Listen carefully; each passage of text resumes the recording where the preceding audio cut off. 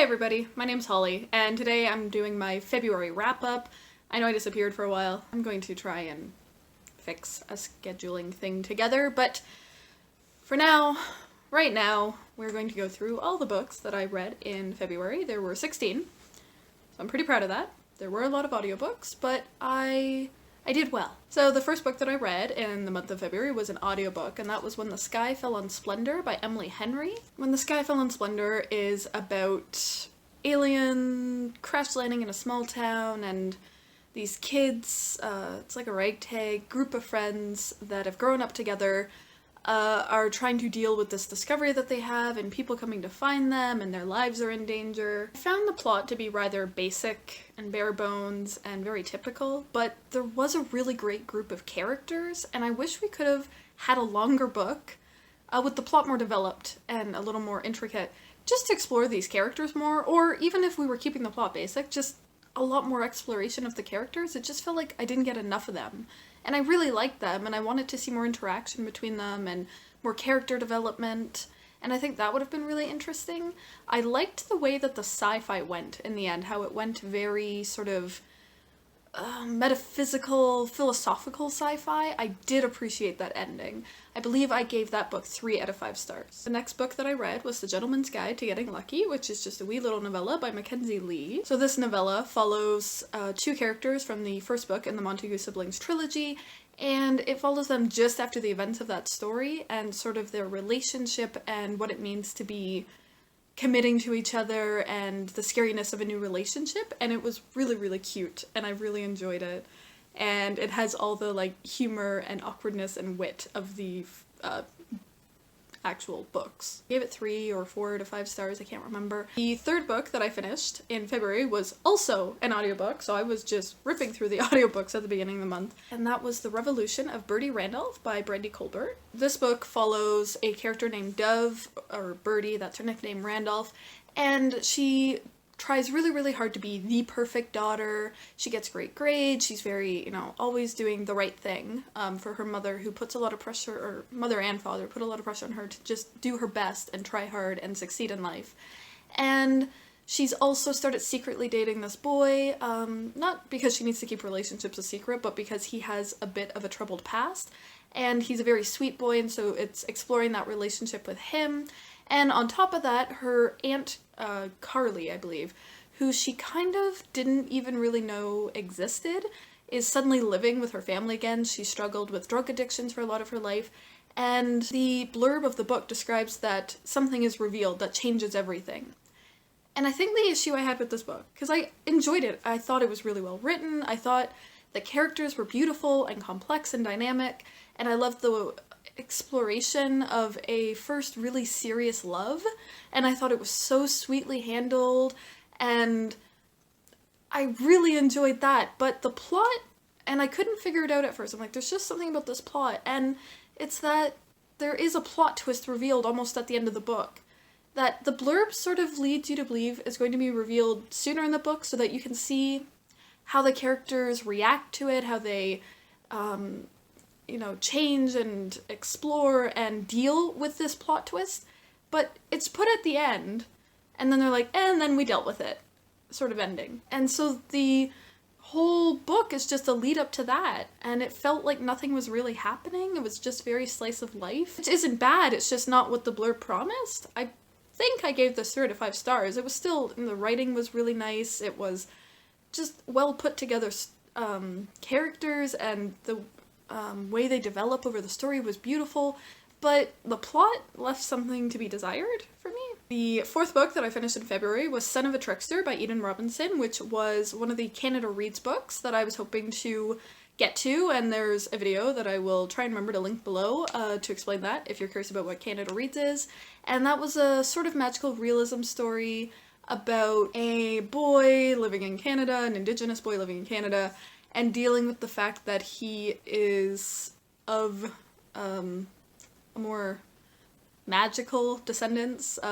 His father is a trickster figure, and his mom, like, there's just, it's going to be a trilogy, I believe, is what I found out after reading this, because it did feel very, like, it just ended, and I'm like, but what's happening? Because it took a long time to get to that plot of the magical stuff. Like, it could almost be described as urban fantasy. It feels like magical realism throughout the book, and then all of a sudden it's like kind of fantasy-ish at the end. I like the characters, I like the writing. It was just okay for me though. There was nothing wrong with it, and it was readable. I just didn't get swept away by any of the characters. I didn't feel particularly strongly about anything with it. It was just reading. It was just there, and I gave it 3 out of 5 stars. It was okay, but it just didn't do anything extra for me. With it being the month of February and love and romance and all that, I decided to give a adult romance book a try. I've never read them before, and I have nothing against romance, I just don't read a lot of it. Listen to The Kiss Quotient by Helen Hoang.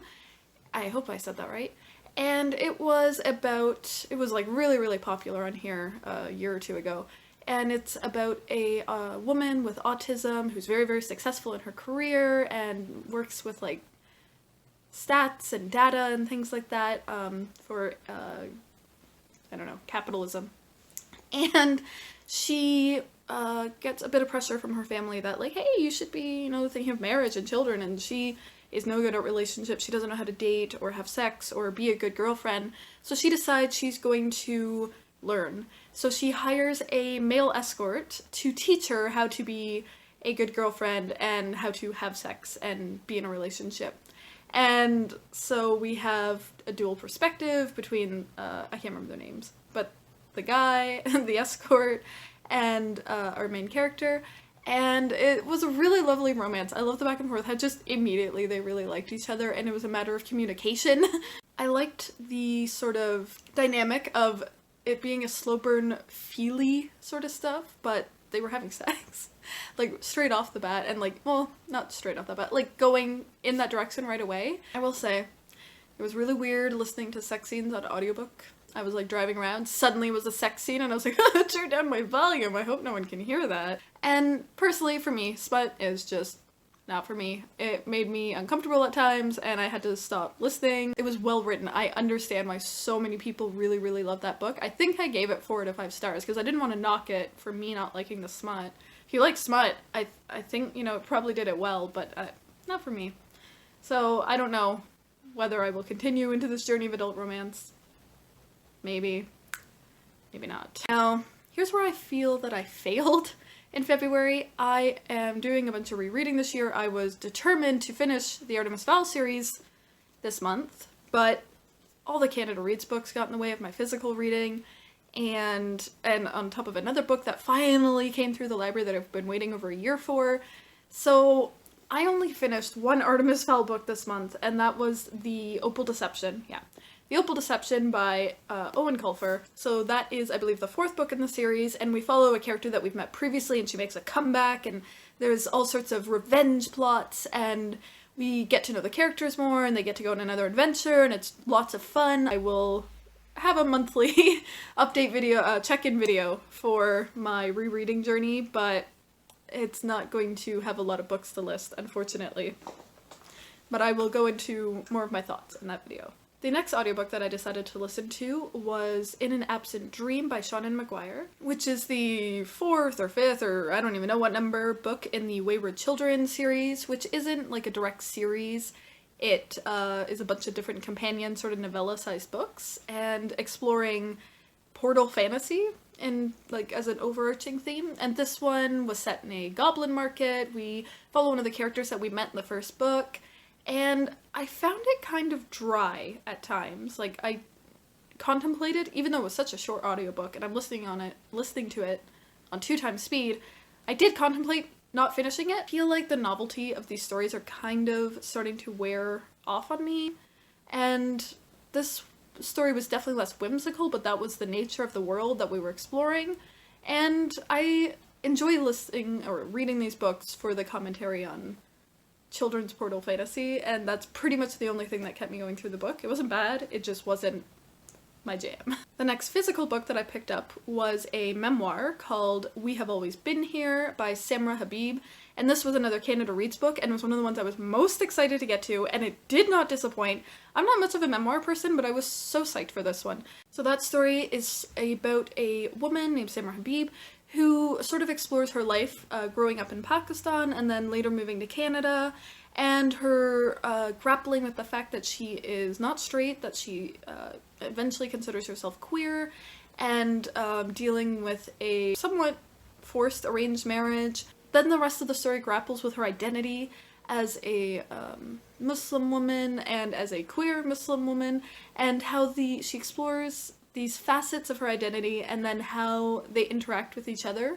And it was such a beautiful story, and I feel like she tells it with such grace and love for every part of her history, for every part of herself and her identity. There's no vicious or malicious condemnation of anything. She does it with grace and sympathy and understanding and empathy and all the things, and it was just really, really beautiful, and I'm pretty sure I gave this 5 out of 5 stars. The next audiobook that I listened to was Wilder Girls by Rory Power, which came out last year, I believe, and had a lot of people really divided about whether they liked it or not, and having read it, I get it. It's about a group of girls that used to go to a private school on this island who have been contaminated with something that is making them sick and causing them to, their genetics to change, so they have all these weird mutations. I enjoyed Wilder Girls. I thought it was good. It reminded me a lot of older YA, sort of vague, and it has just a different vibe to it, a different atmosphere and tone to the story and the writing, but it did feel a bit updated. I really enjoyed the female-female relationships in this. I liked all the different characters that we had and the way that we got to learn and understand more about them.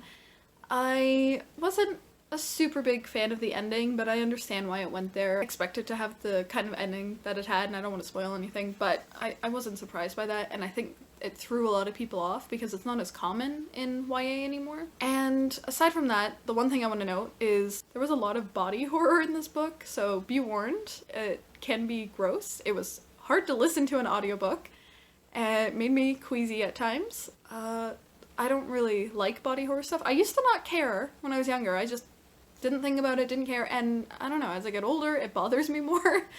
Or it's bothering me lately, at least. So that was hard for me personally to get through, but aside from that, I did rather enjoy the book. I gave it 3 out of 5 stars, and that was a lot of, I really liked the concept of the book. The next book that I read was Midnight by Derek Landy, and this is the second book in the second series.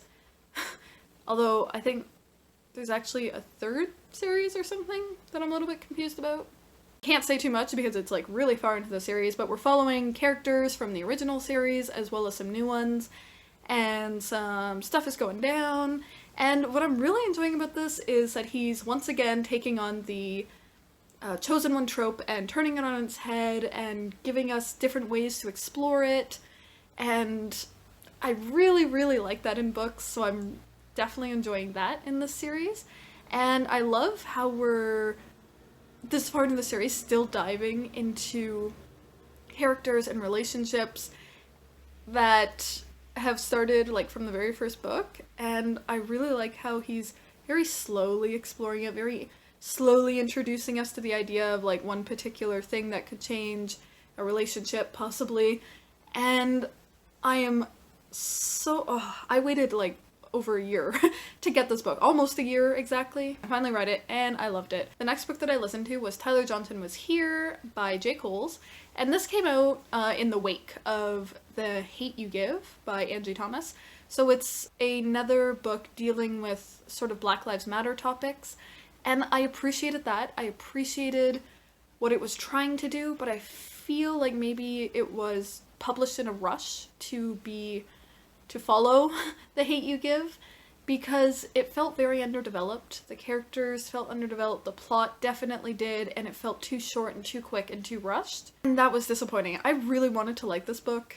I've been wanting to read it for ages. I put it off, finally got to it, and it just didn't live up to what I was expecting. I think I still maybe gave it 3 stars because I really do appreciate what it was trying to do, and I don't want to knock a book down that has such an important message and didn't do a terrible job. It just could have been better. The next book that I listened to an audiobook was Written in the Stars by Aisha Saeed. This is a book following a Pakistani girl who has I believe she was born in America, but she's grown up in America. She wanted to go to university. She had these grand plans.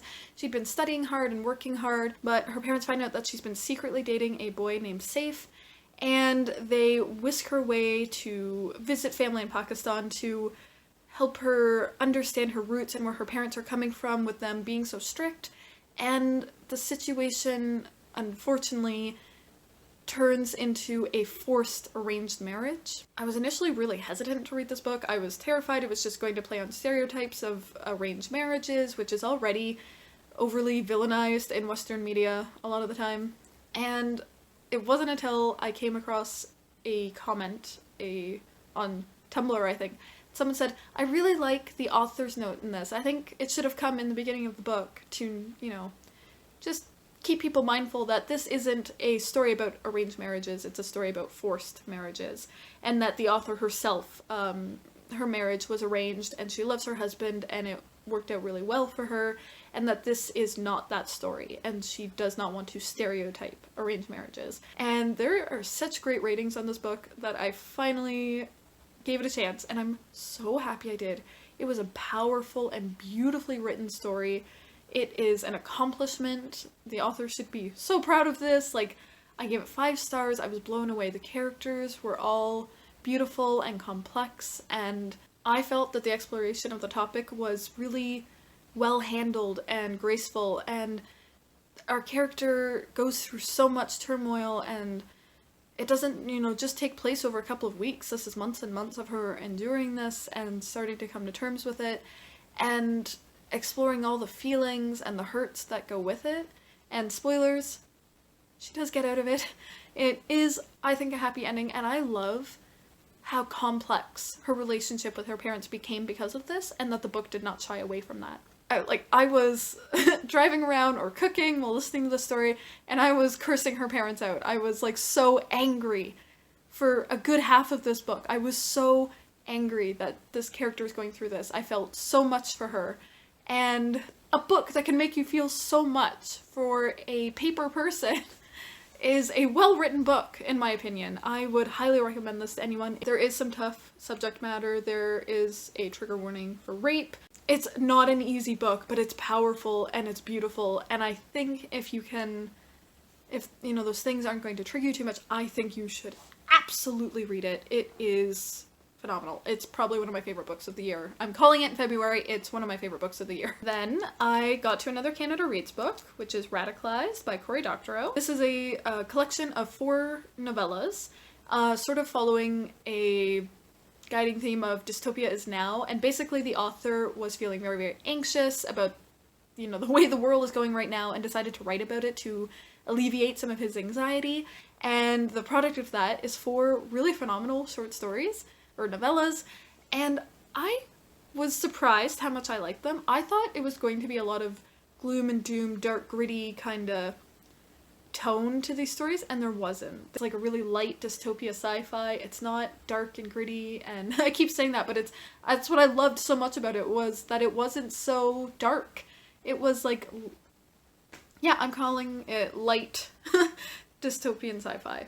And I mean that in intensity as well as tone. The 14th book that I read this month was I Hope You Get This Message by Farah Rishi. And this was a story about planet Earth intercepting a call from a distant planet called Alma that is deciding whether Earth, humans on Earth, should get to live or be eradicated from the planet. And that's the setting for the book, but it's more contemporary in a sci-fi setting, because we're following 3 different characters that are seemingly not connected and end up connecting in the end, and how they deal with the potential end of times. Part of the message that Alma sends to Earth is that they're being considered for extermination because of all the wrongs that humanity has done throughout history and how messed up the world is.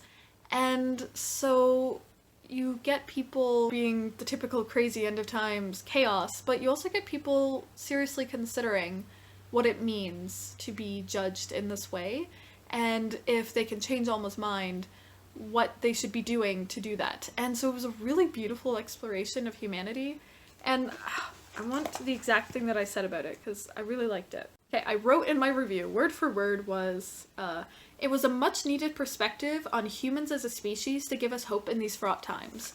And I stand by that. It sounds haughty or something, I don't know. But that is the essence of what this book was and what it did for me. It made me feel a little better about the way the world is and the way humans are. It gave me a lot of hope. And I thought it was beautiful. And I'm pretty sure I gave it 5 out of 5 stars. The final audiobook that I read for the month was Once in Future by Amy Rose Capetta and Cory McCarthy. And this was a futuristic King Arthur retelling following a reincarnation of Arthur, the 42nd, I believe, and Merlin, and this ragtag group in space against this ultra powerful, like, mega corporation.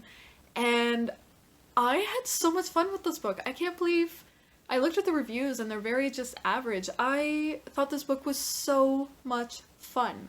I loved the way it played with the Arthur story. I loved the characters with each other and the space setting and this super, not even just evil, but just super powerful mega corporation that like Amazon could be one day or something. And it was just so much fun. I was laughing the whole time. I was having such like a ride with this. It was such a fun adventure. I think I gave it 4 to 5 stars. The final book that I read in February was the final Canada Reads book that I had to read. I thought I wasn't even going to get a hold of this, and I finally did. I read it on ebook. Considering all the buzz this book was getting before Canada Reads, and then the fact that it was picked for Canada Reads, I was expecting a lot more from this book, and I don't think this is just a matter of being disappointed. I think it's just not that good of a book.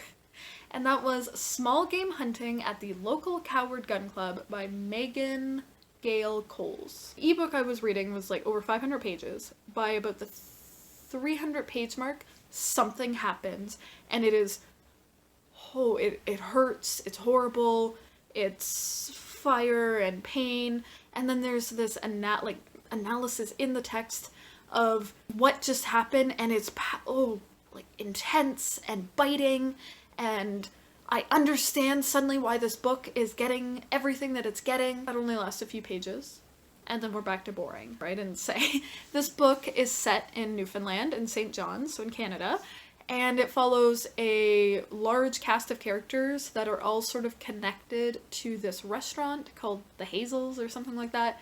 I just read it, and I'm already blocking it from my memory. It just wasn't that good. I didn't like it. I gave it 2 out of 5 stars. It was all over the place. I didn't care about anything except for that little bit. And it's almost like having that little bit of, wow, you're a really good writer. This is powerful. I like it. And then the rest being bad was almost worse, because I could have just been like, well, maybe it wasn't for me. But like that did stick out. That was good. I did like that. That's where it gets a 2nd star. But the rest, I don't care. So I read 16 books this month. I believe 10 of them were audiobooks. I had, overall, a pretty good reading month. I definitely read a lot. I read a lot of books that I really enjoyed, that I had a lot of fun with, or that I felt were powerful. I got all my Canada Reads books done, so I can just enjoy the rest of March and listen to it partway through and not worry about trying to chase down another book. The only thing I felt a little short on was I didn't read more Artemis Fowl. But I am correcting that in March. I'm going to be done it, and I'm going to start the next series on my rereading journey. I'm going to. But more on that in a future video. Thank you so much for watching, and bye!